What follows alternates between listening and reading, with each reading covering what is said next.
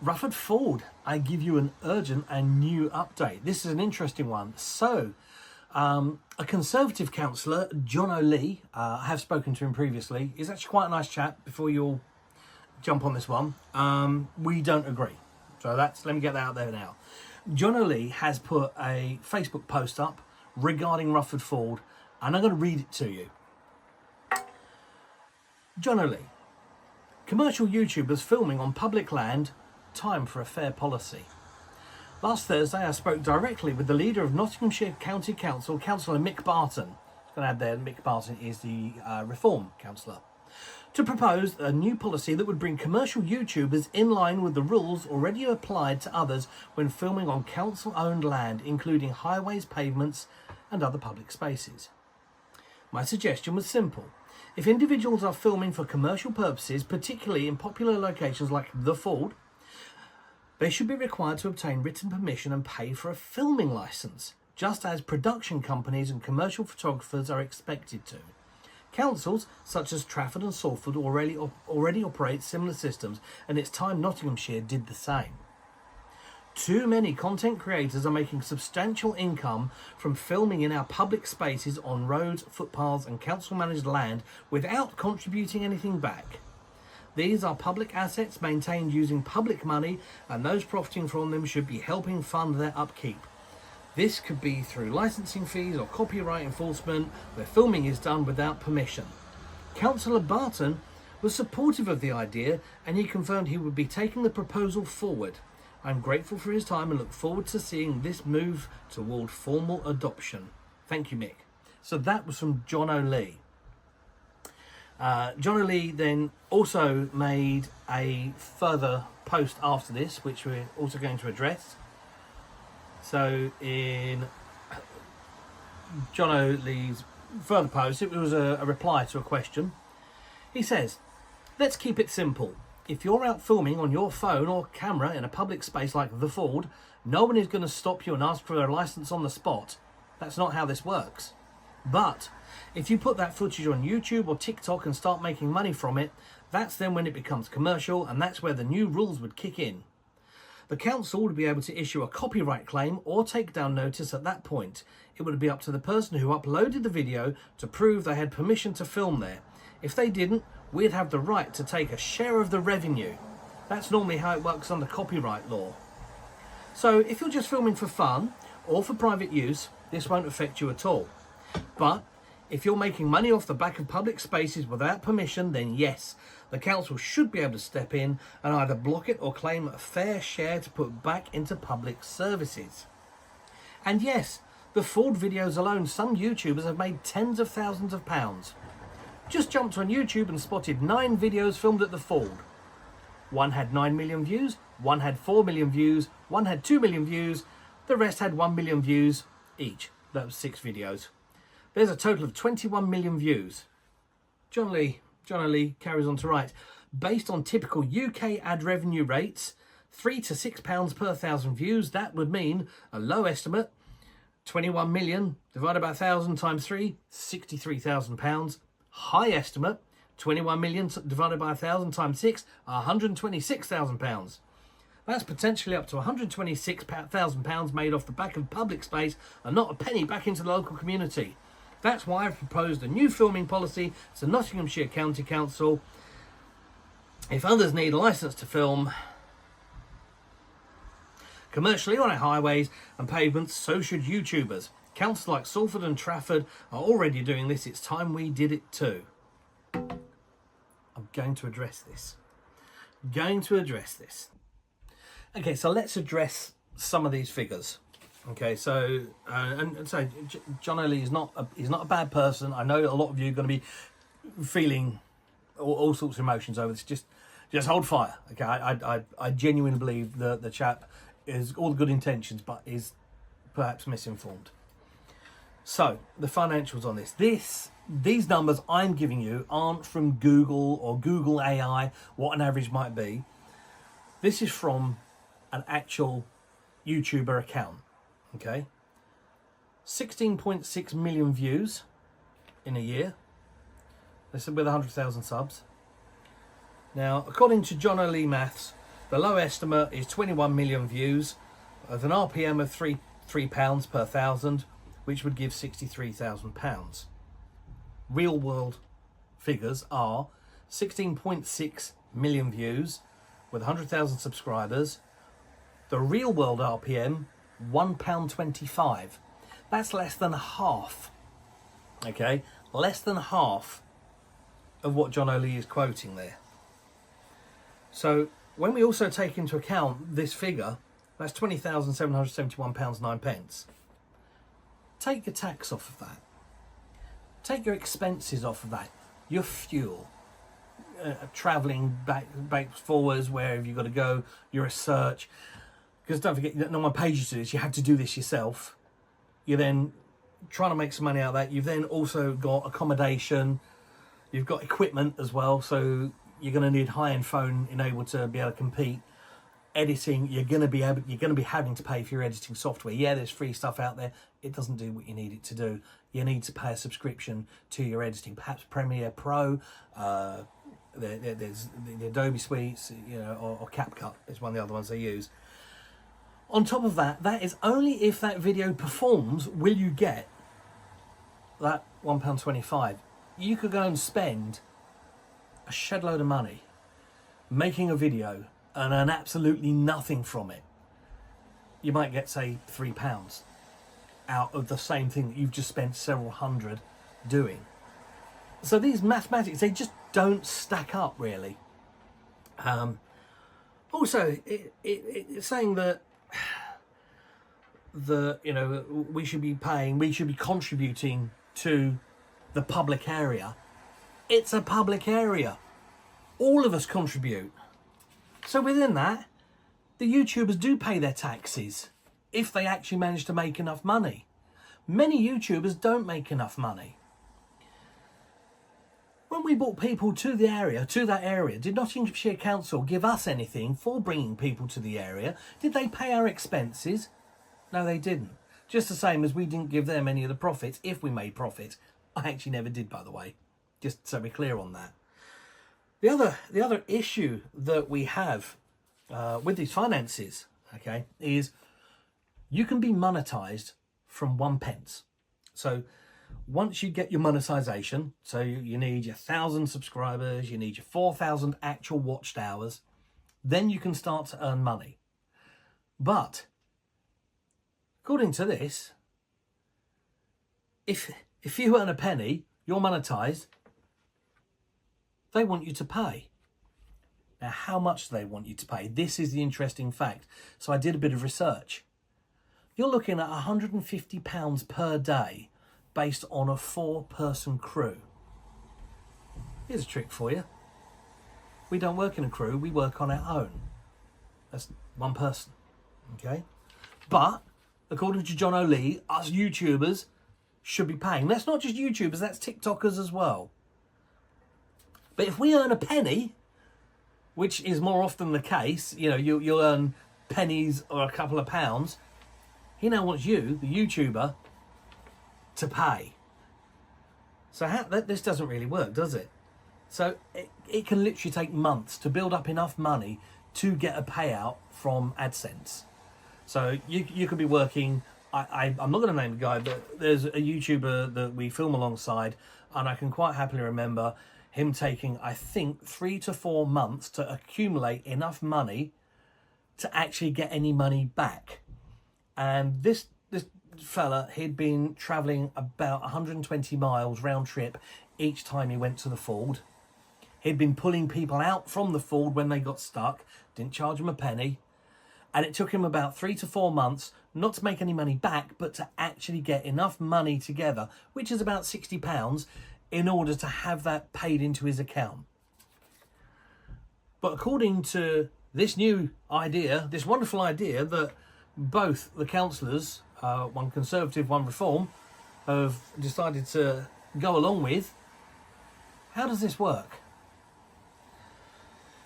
Again, not all views count for money. Not all views pay. And they all pay differently. So the social media platforms pay differently. TikTok, for example, if you can get 1 million qualified views, So that's not just 1 million views, that's 1 million qualified views, so ones that actually count. If you get 1 million views, you'll get about £500 coming in. However, you have to face the exchange rate on top of that as well. They didn't tell you that one either in that £3 malarkey. You also have the exchange rate. So it's paid in dollars and then you lose out on the exchange rate. And again, Facebook will pay even less. So, I mean, for all the bits and pieces, Johno, your figures, they're, I don't mean this disrespectfully, they're not real world figures. They're not the actual working world. And this is why I say, I think you're genuinely mistaken on your outlook of this. I understand your reasons for this, for your reasons for pushing this forwards, but, you know, and we've had a conversation on the telephone, but where we're looking at, it's not Google figures, these are actual figures, and your idea here really doesn't add up. And again, all this is going to do is this is going to promote, if you go through with this, you will destroy all the small channels that are trying to get out there. Only the bigger channels will then be able to film because they are the people that could afford to do so. The other people that will film, and bearing in mind, as a YouTuber with a monetized channel, we have to adhere to certain rules and regulations. They're important because they're community guidelines, which mean that we have to adhere to the community guidelines in order to hold the monetization. Your idea, anybody that's not monetized can still go there, film it, and upload it because they're not monetized. The amount of people that try to get monetized is astronomical. The ethics that some of these people have, because they don't have any guidelines to stick to, are questionable. This really hasn't been thought through. Perhaps, maybe you should have had conversations with some of the YouTubers and we could give you some very honest answers. Because we'd much rather work with you, not what you've got going on at the moment. The other thing this also going to do, this isn't going to help the emerging content creators. Yeah, those people that want to start on YouTube, go into film, television and other such productions and go into things, or then start and create their own businesses. This isn't going to help them. This is just going to put them off. And that's terrible. Yeah. When you are monetized, you then put that money back into the economy. You'll get views from France, Germany, America, Canada, all around the world. We're bringing money from around the world into here. What we film isn't staged. And this also gets me onto the other part. So we're in a public space, okay? And what you're talking about is film and television production and media production, which quite often is fiction. So you might watch a TV show, you might watch a film. The rules that you're talking about using are the exact rules that are there. So if somebody wants to make a film, for example, or a TV show, that's then when they would pay for this. That's then when they would pay that licensing. And I challenge you on this because I say what we do on our style, our type of filming at Rufford, we're filming the public. We're filming what is going on. No different to a news reporter would film what's going on. It's similar to documentary. Similar, but there's no script, there's no narrative. What we're filming is what's actually happening. Some of the YouTubers don't even speak on their channel. They'll just film and edit it, upload, and that's it. No different to a news. So are you saying that the BBC, ITV, Sky TV, any news channel, if they now want to go and record something going on in the public domain, that they should now pay for this licensing fee every time they want to go and film what's happening now? As you know, I know that you do enjoy discussion. You know how to get hold of me. You can see where I'm coming from with this. And I do think, I think that your care for wanting to keep Rufford safe and good is good. And I think on this, the approach is wrong. So that's where I'm coming from on this. And it's important, you know, because there is a difference between fiction, documentary and journalism. What we do on these types of channels is a lot more akin to journalism, maybe bordering documentary, but it's certainly not fiction. Some of the YouTube channels, and these ones actually do pay higher. So the RPM, which you are right, some of these YouTube channels do get a higher RPM, especially the fiction ones. There's some fabulous ones. I think it's Roll20. They do the Dungeons and Dragons style stuff. It's done in a studio, other bits and pieces. It's there. It's scripted. It's you know, it's filmed on that kind of thing, but it's fiction, and they get a much higher payout on that. You get people doing cooking demonstrations and things like that. It's scripted. It's very different to what we are filming. What we are filming is in the public domain. We're not going into the public and creating something. We are creating content out of what is going on. So leave a comment on this, everyone. Oh, before we go there are a couple of comments that I did want to address. I do apologise. So Matthew Taylor replied to Johno Lee and said, would this be different for college uni students who film and take photos for their courses? Now Johno Lee says, but they wouldn't be classed as commercial, would they? Well, here's the interesting thing.